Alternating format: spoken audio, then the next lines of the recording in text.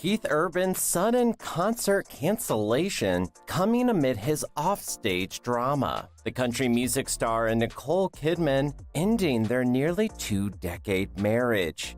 They called him the man who could make a guitar cry, not because of tricks or speed, but because his fingers carried stories too heavy for words, too fragile for silence. Every note was a confession, every chord a memory that refused to die.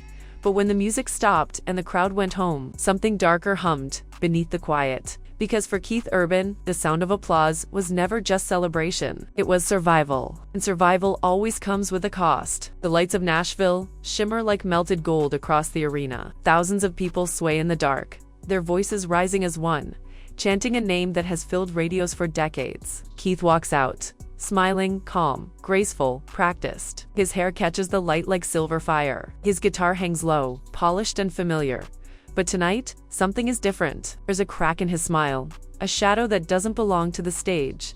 The show begins anyway. Blue ain't your color. Somebody like you. The crowd sings every word, but he barely hears them. Each lyric feels heavier than it used to. Each cheer feels like an echo bouncing off an old memory. He laughs between songs.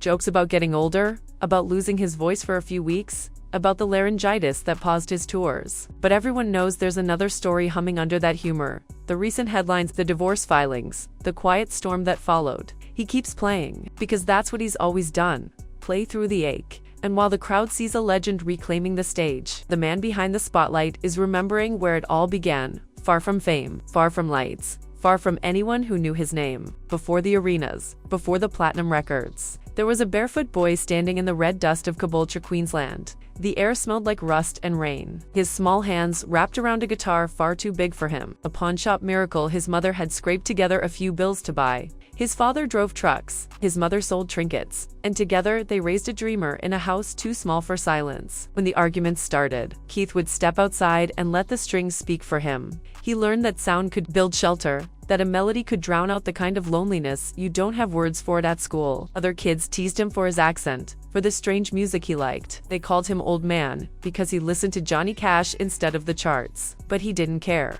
When he strummed, the world made sense. The strings didn't judge. They just told the truth. By 10, he was performing at local fairs. His tiny hands moved across the fretboard like they'd done it for centuries. And every time a crowd clapped, something in him softened, then sharpened. Because applause is addictive, especially when you're a kid who never got enough approval at home.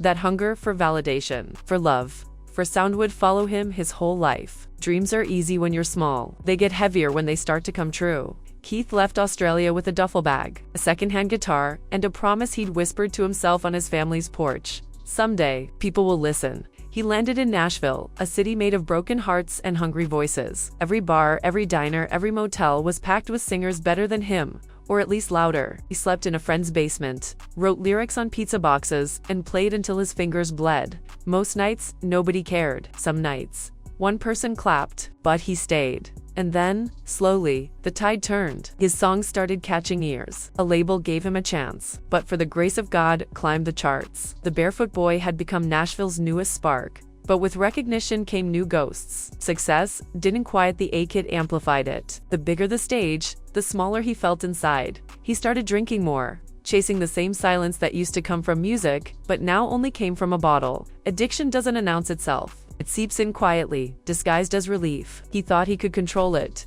just like he controlled every note on his guitar, but you can't tune pain. In 1998, he entered rehab for the first time. He called it a necessary pause. Later, in 2006, he'd return again. He'd already found fame, fortune, and Nicole, but none of it could drown out the noise inside. Still, each time he clawed his way back. He learned that redemption isn't a finish line. It's a song you have to keep rewriting. When Keith met Nicole Kidman, it looked like fate had finally forgiven him. Two Australians, both survivors of fame's quiet violence, both weary of headlines, both searching for something that wasn't applause. Their love felt cinematic. Red carpets, laughter, children, whispered prayers at charity galas. She stood beside him on stage, radiant and unshaken, while he sang songs about devotion and forgiveness to the world. They were proof that love could survive fame, addiction, and the glare of the spotlight. To Keith, she was home, but even homes have cracks. As years passed, careers pulled them in opposite directions. Hollywood and Nashville, red carpets and road buses. Distance crept in like dust through an open window. And though he loved her fiercely, there were nights when even love couldn't compete with the silence that fame demands. Still, they fought for it for years. Because love, real love, isn't about perfection. It's about persistence. But persistence gets lonely, and loneliness, especially for artists, has a melody of its own. It started with a song, a duet. A young country star named Kelsea Ballerini invited him to join her on stage for a song that had once shaped her teenage dreams. Stupid Boy, she called it, a full circle moment. A thank you to the man who inspired her, and that's all it was meant to be. But when they sang, the room changed. The crowd felt it. The chemistry wasn't romantic. It was something rarer. Creative electricity. Two souls who understood pain, harmony, and timing. The internet didn't see nuance. It saw heat. Clips went viral. Tweets flew. Headlines whispered what they couldn't prove. Something's going on between Keith and Kelsea, they said, but there wasn't. Still, in a city like Nashville, rumor is an instrument, and once it starts playing, it doesn't stop easily. Keith laughed it off publicly. Kelsea called him a mentor, a hero, a friend. But behind the laughter, both knew how heavy gossip can get when you're trying to live honestly. For Keith, it wasn't about scandal, it was about recognition. He saw in her the same hunger he once had, the same fire that once burned him alive. And maybe that reflection, the mirror of who he'd been, was what stirred him most. Nashville has a way of knowing things before the rest of the world does. Its bars hum with secrets. Its studios breathe whispers. When Keith paused his tour due to exhaustion and voice strain, the tabloids turned it into a countdown to collapse. When Nicole appeared at events alone, the headlines filled in the blanks for them. And when divorce papers finally hit the public record, it wasn't shock, it was silence. The kind that doesn't echo. It just lingers. No explosive scandal, no betrayal, just two people quietly letting go after nearly 2 decades of trying to hold on. In interviews, he stayed gracious. He called her his greatest anchor. She called him her greatest teacher. And maybe they were both right. Because sometimes, love doesn't end, it just changes its language. After the paperwork, the headlines, the exhaustion, came the silence. And in that silence, Keith did what he's always done. He turned it into sound. He went back on the road, voice lower but steadier. The song slowed down, not from fatigue, but from depth. He'd lived every lyric now, every heartbreak, every redemption. At 57, he didn't need to prove anything. The fans didn't come for fireworks. They came for honesty. When he played Burning in Silence, the crowd went quiet. The lyrics cut deep. You were the calm that felt like chaos. The echo I couldn't unhear. Was it about Nicole? About Kelsea? About something else entirely? He never said. Because some truths belong to the music, not to the media. He's learned to leave mystery in the margins, to let songs do the talking. Because in the end, the greatest artists don't explain their art. They survive it. There's something different about his concerts now. They're not as loud. They're not as polished. They're honest.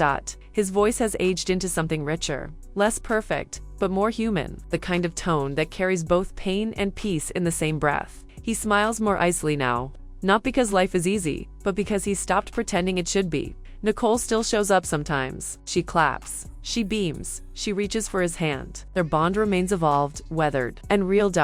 And when Kelsea appears at a charity event or a joint performance, the room still holds its breath. Not out of scandal, but respect. The kind of tension that art creates when it's true. They once said music was the language of unfinished feelings. Keith knows that better than anyone. His songs aren't about closure, they're about continuation. About what happens after the last chorus fades, and you're left with nothing but memory. Years have softened him.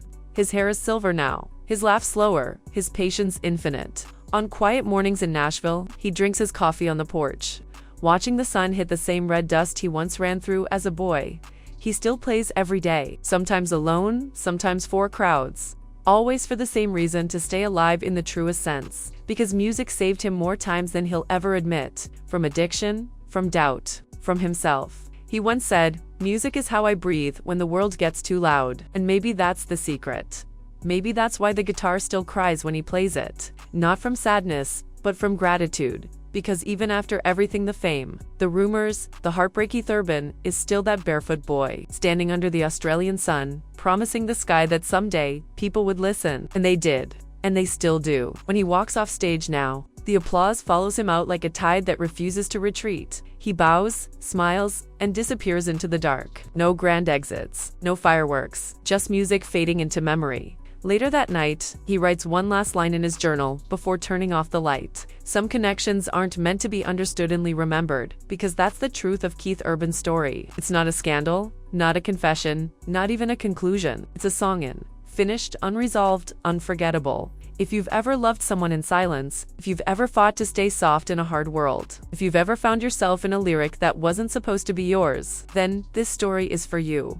Like, share, and keep listening, because somewhere between truth and melody, heartbreak and grace, there's always another song waiting to be heard.